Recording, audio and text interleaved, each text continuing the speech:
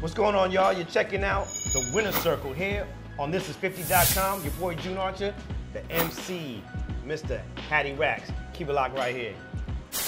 Are you ready to win? Yeah. Come join the winning circle. Fuck with the winners, baby. Put up your hands for me, baby. Put them up. And do it like we're supposed to.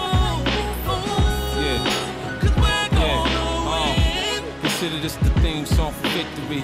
Shit you say to yourself, you made history.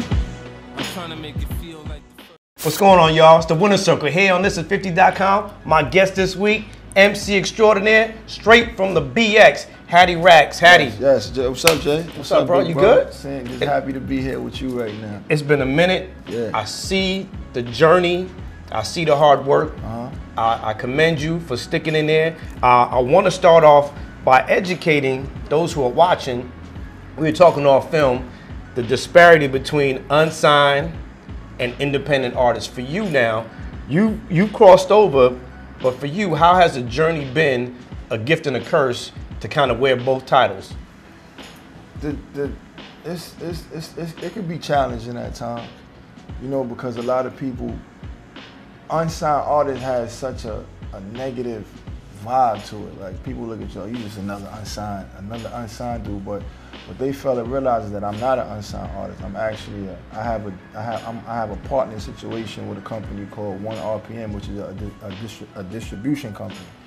So the good thing about it is that marketing wise, you know, they handle all my stuff as far as, you know, with the iTunes and getting my music to all of these different places where people could digitally download it. That's the good thing about it. The challenges with it is when you get people that say, damn, well, if you got a distribution, why we don't hear you here? Why we don't hear you here? Why you not on the radio over here? It's like so many questions you got to answer. And then you get the people who say, oh, well, if you got digital distribution, and you must be doing all right. Right. You know what I'm saying? And it's so many misunderstandings that these people have that I have to answer a lot. Like, for example, I don't have to be on the radio to be doing okay. Or make money.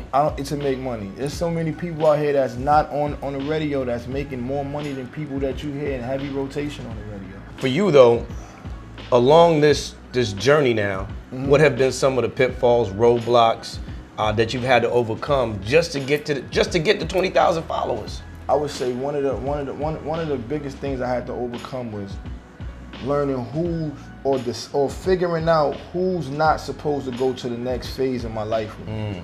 Because a lot of times we hold on to people and we hold on to situations that's already dead.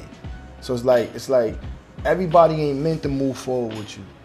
Some people is just meant to be in your life for a day or two. Some people you meet, you might be with that person for the rest of your life. But my challenge has always been that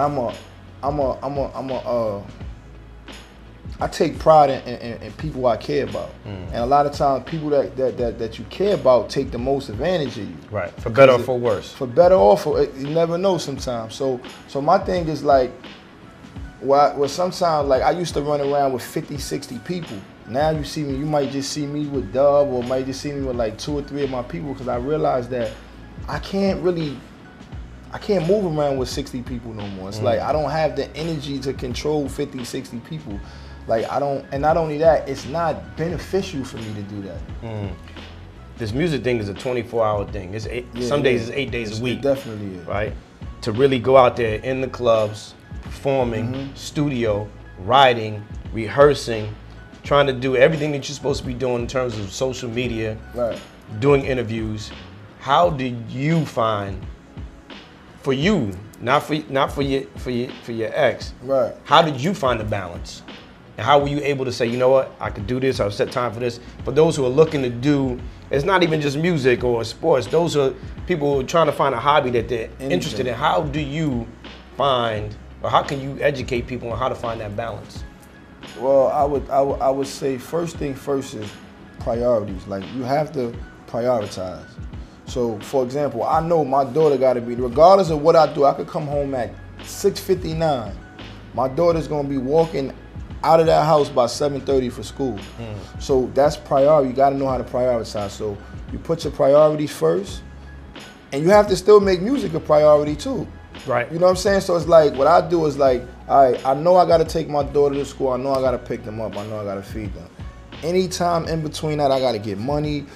I got to run around. I got to go to the studio. For a dude like me, people hit me all the time and say, yo, dog, when do you go to sleep? I don't really sleep like that. I'm up right now on like 2 hours of sleep. You know what I'm saying? So it's a huge sacrifice, but you know, I believe it's gonna pay off. So I believe one day I'll be able to sleep. Right now, I'm not in a position where I could rest up. This is my life right here. Right. So with all that said, do you wake up and fall in love with this music thing every day, or is there days you're just I'm sour, like I'm a lot of days where I'm sour, but I feel like I've invested so much time and I've lost so much. I'm not gonna say because of music, but because of my devotion to my music career. You know what I'm saying? Like I told you, I'm a family guy, so for me to put music in front of my family, because it's kind of like you doing that. It's like if someone gives you a ultimatum, they say, yo, look, Jay, all right, cool. I like your show, I like what you do, but you can either continue to do that or you can continue to be with us as a family. So if I say, well, I'm not stopping the music, so power stroke. You gotta do what you gotta do, because I gotta do this. So if you can't understand this, then I gotta catch you another time. So basically, it's like you realistically putting this in front of your family. Right. So I feel like this music industry owe me for all the money, for all the people I lost, for all the time I put. All the sleep you lost. All the sleep I lost. Somebody got to pay for that. Oh man, I want to talk about your influences. You come from the Bronx. A lot of great MCs, a lot of great musicians. The birth of hip hop. Who were some of your mentors or people that you look up to and said, you know what, they did it, I could do it, or they're still doing it, I could do it? Who are some of those people that set the precedent, set the goal high and the bar high, that you said, you know what, I'm gonna do it to the best of my ability? Definitely people like where we at, 50 Cent, coming from like a similar place where I come from, the hood, the ghetto, making a way out, continuing to stay out the way, not having to come back to the hood. You know, Fat Joe, Puff Daddy, Jay-Z, like these are all people that I've always been inspired by just watching, because it's like, damn, these dudes come from where I come from. Maybe just a different zip code, different street, right? But we all from the same shit. So for me to see them make it out, it's just like, it's inspiring, because it just shows me that I could do it. If they did it, I could do it. What can we expect this year from Haddy Racks that's going to put his foot in the game where people say, you know, he's a force to be reckoned with? Because the past, the music has been good. Yeah, the music is it's been consistent. Good. But like you said, you've shed some negativity, you've shed some friends. Producers might have changed, situations might have changed. Distribution is in place now. What can we expect with the music from Haddy Racks here, 2017 going into 2018? Haddy Racks is going to be in a whole nother bracket of notoriety, financial, just career-wise. Because everything I'm doing now, I said this a year ago, and everything I did a year ago, I said that a year ago before that. Like I could kind of like predict things. So like I said that around this time, I'm gonna start getting with the DJs. The DJs is gonna start playing the music. Now we got K-Slade, we got DJ Self, we got DJ Enough, I got Hot 97 and 105.1 playing records off the New York Gritty project. I just had a sit down with Maybach Music where they feeling me. Sat down with Rock Nation. So everything is going in the direction that I wanted it to go. So I would say this year, just you're gonna see a lot of growth from Haddy Racks. A lot of things that people wondered why I'm not on mainstream radio all day. Like by the end of this year, I predict that you'll see that. I predict that you'll see me with a situation, maybe a strong cosign or something like that. What's your favorite record off New York Gritty? New York Gritty, my favorite record off of that is Come Back Your Way. It's crazy. what's the best piece of advice you could give the young brother or sister trying to make it in the music business based on where you are and where you came from? Understand first that the music business is a business. The first thing that you gotta understand is that this is a business. And just because everybody in your project building got their own record label, don't be confused. This is an actual business. So when you conduct business, you have to be associated with business-minded people.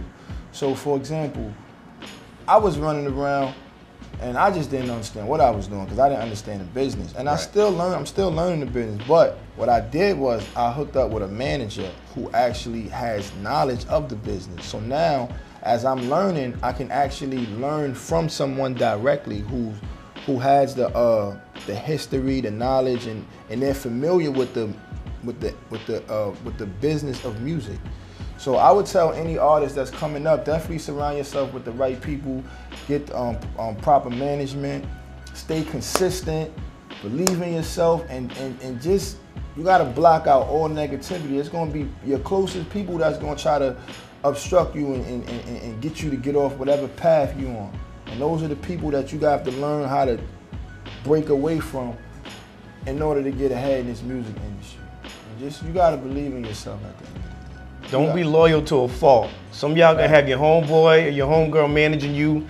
I title that Clown Management 101. That's a fact. Cause you got people like, oh, I can't, my guy, like he been with me, he been running with me since elementary school. Unless you're gonna take him to a seminar or a conference where he's gonna learn the business, then you running around here in these streets doing absolutely nothing, just really running around in circles. You're on the treadmill. Get yourself together, get your act together, get your team right. You need a team in place, whether you're independent, unsigned, or local. Get your things right. Surround yourself with like-minded people. You do great things, and sometimes you just got spring cleaning. Spring is coming up. Time to take some of these cats, some of these chicks, throw them out. Dead weight. Dead weight is gonna do. It ain't gonna do nothing but hold you down. Like with me, what I did with my, I got Racked Up Entertainment. And we do everything, we control everything on our own. We do our own videos, we got our own production, we got our own studio, we got our own PR, we got our own management, we got our own artists. And we put work in. That's the number one thing I tell any artist, you gotta work. I don't care how talented you are, how nice you are, how many people you know. If you don't work, it ain't gonna work. Clown Management 101. A lot of y'all out here talking about y'all managing people, talking about A&R. A lot of y'all don't even know what the word A&R stands for. Right. Listen, it's the Winner Circle. Haddy Racks representing the BX. It's your boy June Archer here on ThisIs50.com.